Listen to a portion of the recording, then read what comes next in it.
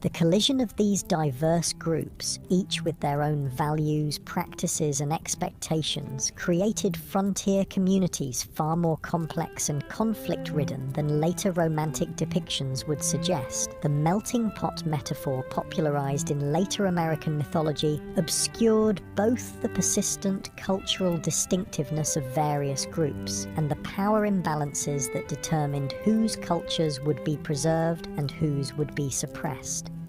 As the day progresses, you find yourself in a frontier town undergoing rapid transformation, a transition happening across the West during the 1870s and 1880s. The initial phase of settlement, characterized by individual prospectors, independent farmers, and small-scale enterprises, was giving way to more organized corporate development of Western resources.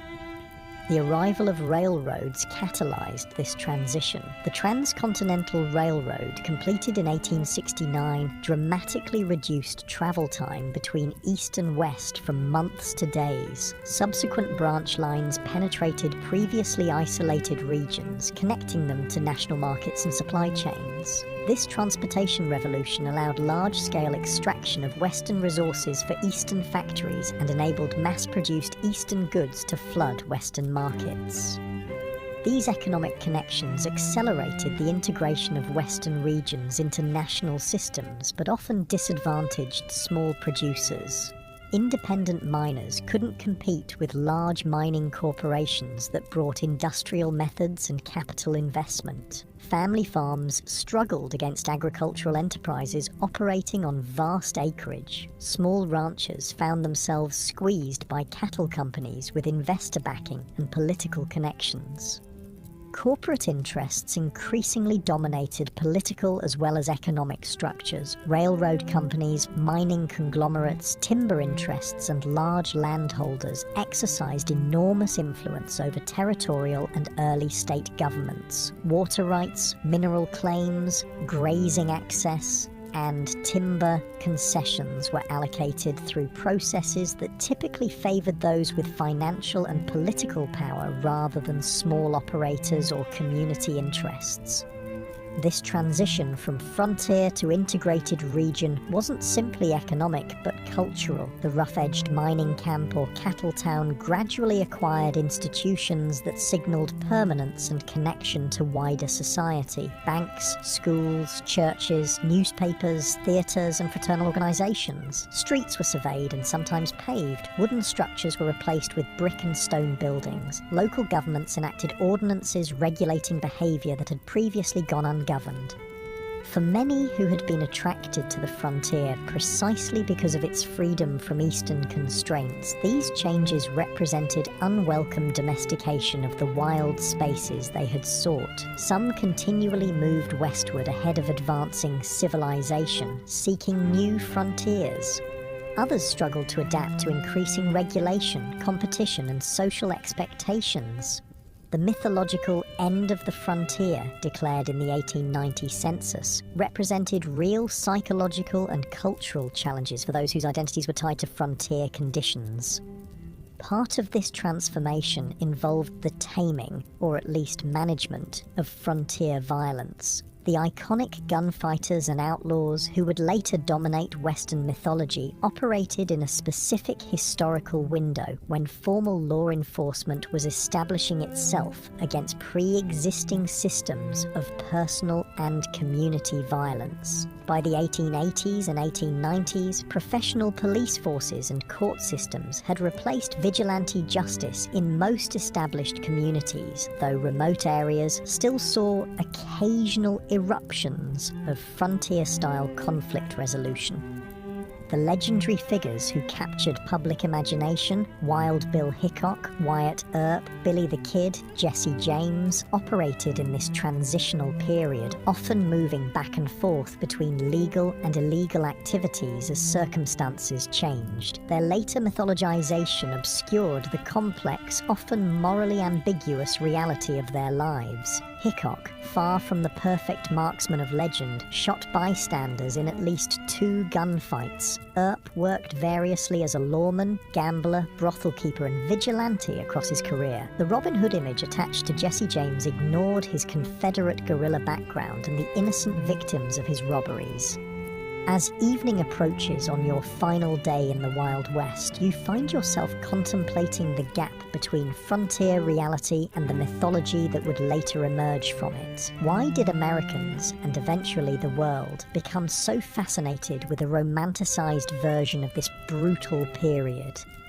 What needs did these myths serve, and what truths did they obscure?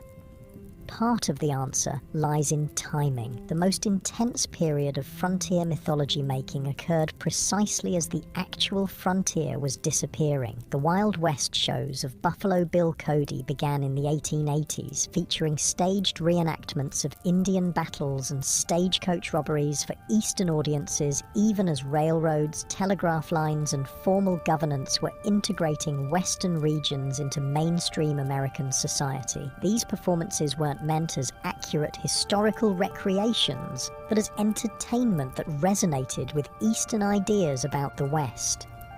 The dime novels that popularized exaggerated tales of Western heroes originated not on the frontier, but in Eastern publishing houses, written by authors who rarely had first-hand experience of the regions they described. These formulaic stories emphasized action, clear moral distinctions between heroes and villains, and a vision of the West as a testing ground for American virtues of self-reliance, courage, and individualism.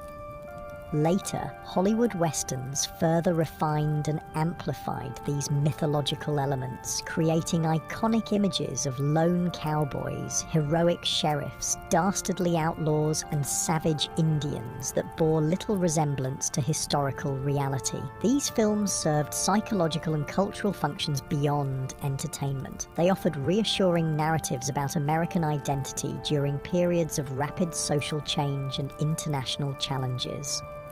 The mythology suggested that American character had been forged in frontier conditions, producing exceptional qualities that distinguished the nation from older societies. It implied that American expansion across the continent had been not just inevitable, but morally justified, a triumph of civilization over wilderness and progress over primitive cultures. It presented simplified moral frameworks where good invariably triumphed over evil through righteous violence, justifying America's growing military and economic power on the world stage.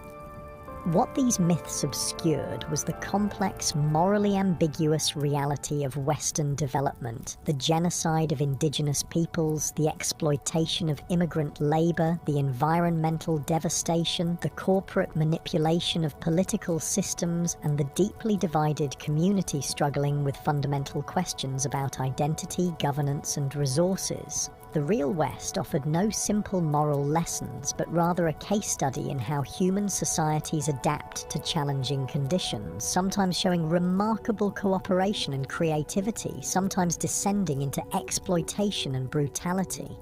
As darkness falls once more, you reflect on your brief journey through the unromanticized Wild West. You've experienced firsthand why the average person today, accustomed to abundant food, medical care, physical safety, and countless comforts unknown to frontier dwellers, would likely not survive even a single day in the actual conditions of the 1870s frontier. The skills, knowledge, physical conditioning, and psychological resilience required for frontier survival represent a way of life so distant from modern experience as to be almost unimaginable.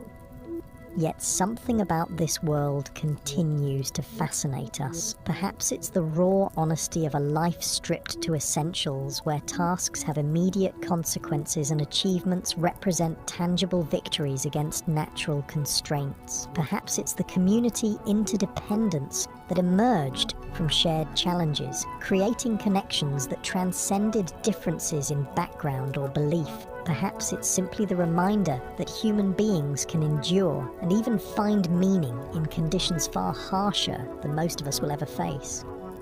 the legacy of the American frontier extends beyond mythology into the actual structures and systems that shape modern American life. Property laws, water rights frameworks, federal-state relationships, approaches to natural resources, and countless other aspects of American governance emerged from frontier-era compromises and conflicts. The diversity of Western communities, despite efforts at forced assimilation, contributed to the multicultural reality of modern America. Even the continuing tensions between individual rights and collective welfare, local control and national standards, exploitation and conservation have roots in frontier-era debates.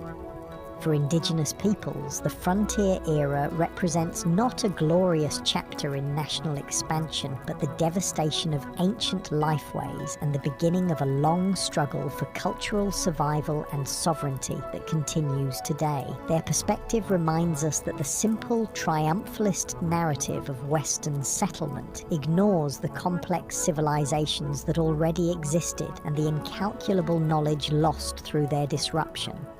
The most accurate understanding of the frontier requires holding multiple perspectives simultaneously, acknowledging both the courage of those who built new communities in challenging conditions and the devastation experienced by those displaced by this expansion.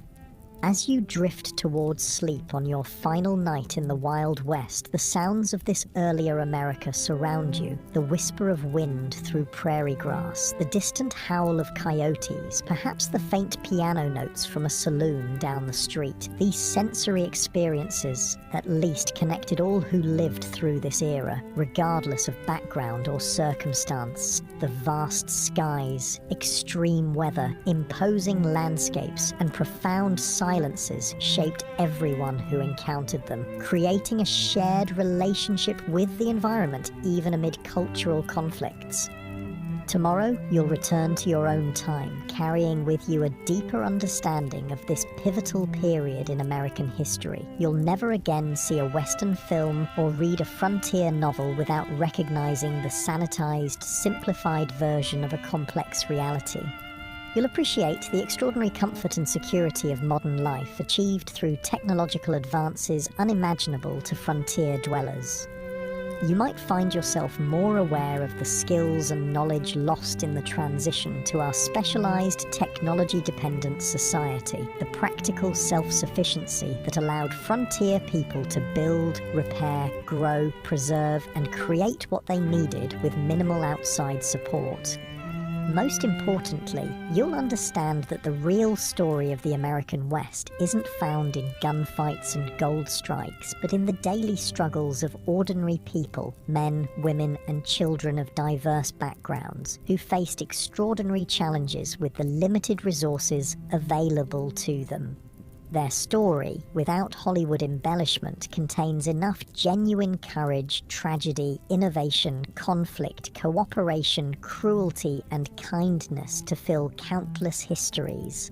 Their legacy lives in the communities they established, the environmental changes they initiated, the cultural patterns they created, and the myths that grew from their experiences. The real Wild West disappeared long ago, transformed by technology, population growth, economic integration, and environmental change into the modern American West of cities, suburbs, highways, and managed landscapes. Yet echoes of frontier experience persist in regional identities, local traditions, land use patterns, and governance structures. The memory of this formative period continues to influence how Americans understand themselves and their nation's development, even as scholars and communities work to replace simplistic mythology with more accurate, inclusive understandings of this complex history. As you finally surrender to sleep, the boundary between past and present seems to blur. The challenges faced by frontier communities, adapting to environmental constraints, managing scarce resources, building functional communities among diverse populations, balancing individual freedom with collective needs, remain relevant in new forms today. Perhaps the greatest legacy of the frontier experience is not a set of answers, but a collection of questions about human adaptation, community formation, and the relationship between people and the natural world. Questions each generation must answer anew as circumstances change. The stars shine brilliantly above. The same stars that guided travelers across the prairie, helped farmers time their planting, and gave comfort to homesick immigrants far from familiar landscapes.